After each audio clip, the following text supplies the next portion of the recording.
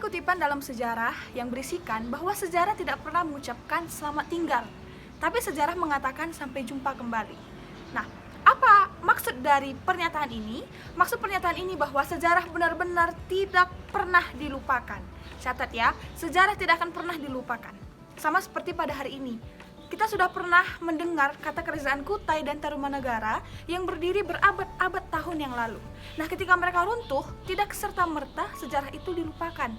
Buktinya, hari ini kita akan membahas materi mengenai kerajaan Kutai dan kerajaan Tarumanagara. Maka Ibu himbau agar anak kami tetap memperhatikan materi dengan baik, karena kami Bapak Ibu Guru juga berusaha memberikan yang terbaik bagi anak kami sekalian. Dan tidak perlu berlama-lama, mari kita segera saksikan video materi berikut ini.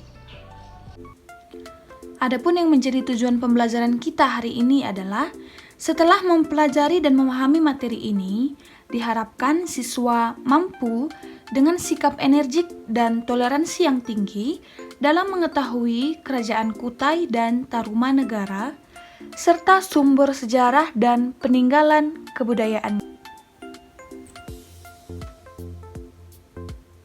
Kerajaan Kutai dan Kerajaan Tarumanagara.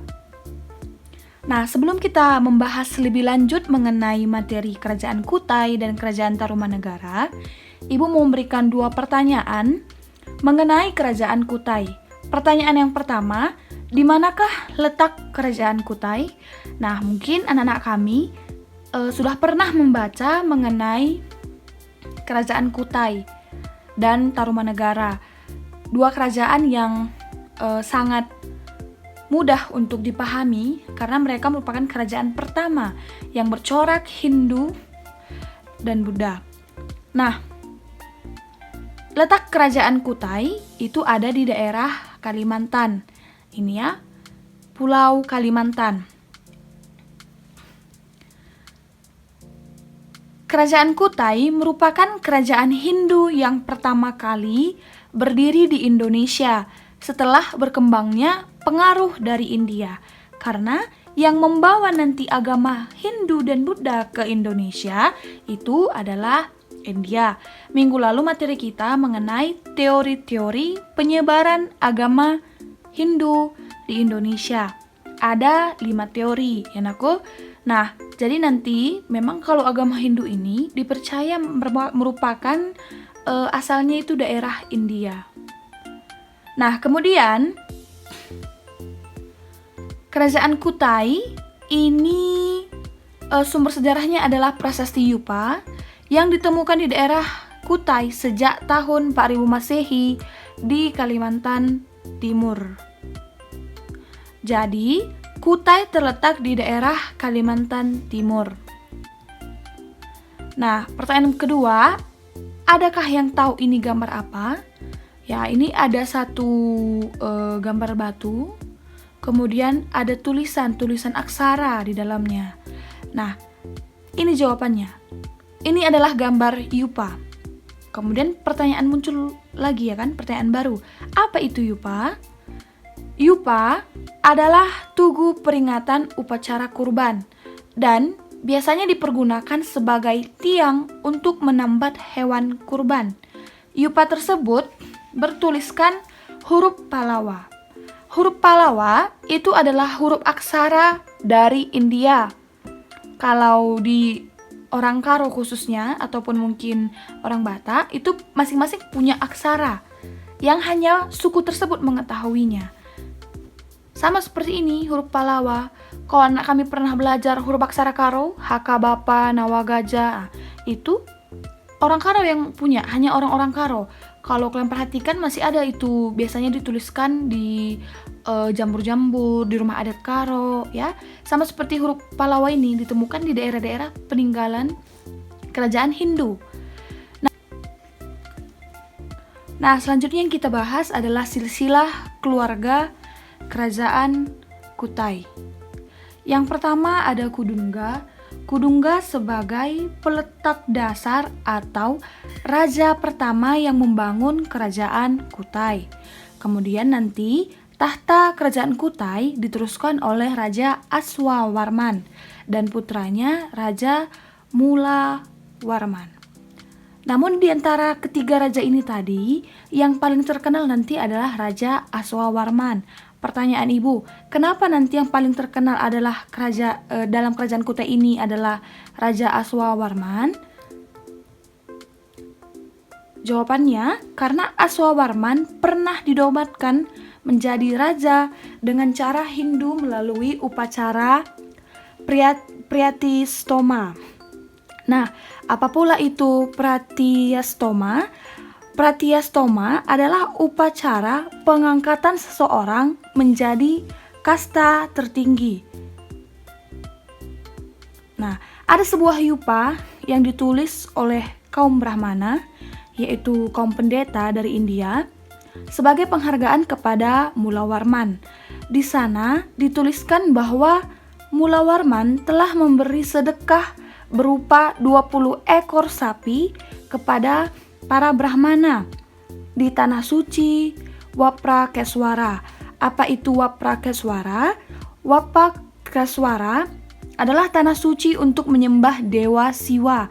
Dewa yang dipercaya oleh orang-orang Hindia adalah dewa pemelihara kehidupan pada masa itu. Karena nanti orang India mengenal Trimurti atau 3 dewa yang paling mereka agungkan pada masa itu. Ya. Nah, itu nanti alasan kenapa sebenarnya di kerajaan Kutai yang paling terkenal adalah Raja Mulawarman.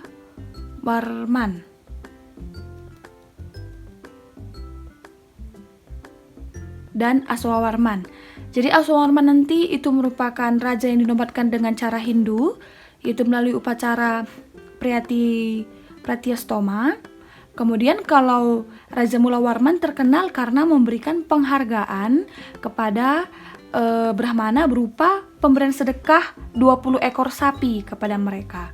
Jadi 2 raja ini yang terkenal ya. Raja Mulawarman, anak dari Raja Aswawarman. Nah, ini dia nama raja-raja kerajaan Kutai. Ada cukup banyak nama raja-raja yang pernah memerintah khususnya di kerajaan Kutai.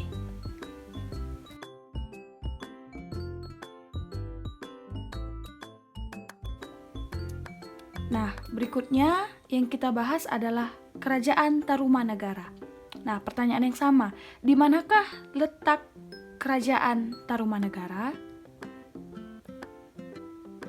Ini dia jawabannya. Kerajaan Tarumanagara itu berdiri pada abad ke-4 sampai ke-7 Masehi di Pulau Jawa bagian barat. Tarumanagara itu terdiri dari 2 kata.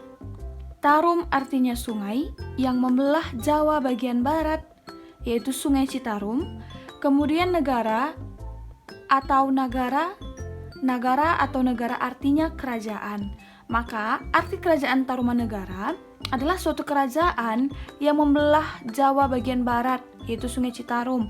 Artinya dia kerajaan yang terletak di sungai, di dekat sungai.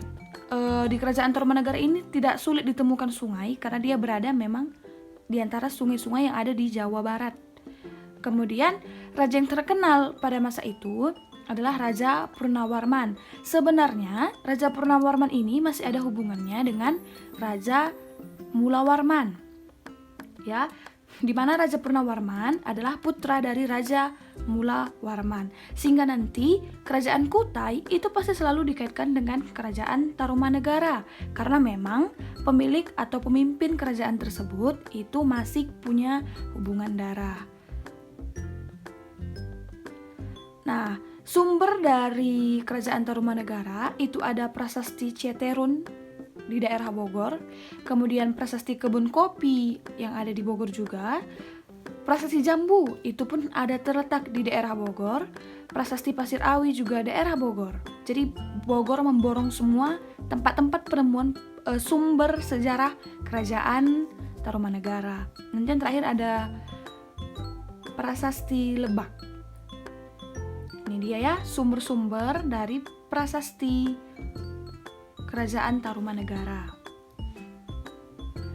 Nah, Prasasti Cieterun. Di prasasti ini terlihat ada bekas 2 kaki yang seperti kaki Dewa Wisnu. dipercaya sebagai kaki yang mulia Purnawarman karena Raja Purnawarman ini dianggap oleh masyarakat pada masa itu adalah titisan dari Dewa Wisnu. Dia adalah sosok raja yang gagah berani selama memimpin pemerintahannya di Tarumanegara. Kemudian ada sumber yang menyatakan bahwa untuk kepentingan rakyat, Purnawarman memerintahkan agar menggali sungai yang diberi nama Sungai Gomati dengan panjang 12 km untuk pengairan dan mencegah banjir. Pada akhir penggalian, Raja Purnawarman memberikan hadiah berupa 1000 ekor lembu kepada para Brahmana. Nah, informasi ini dituliskan dalam Prasasti Tugu, sehingga sering sekali ada orang yang menyebutkan bahwa isi dari Prasasti Tugu adalah ini. Ya.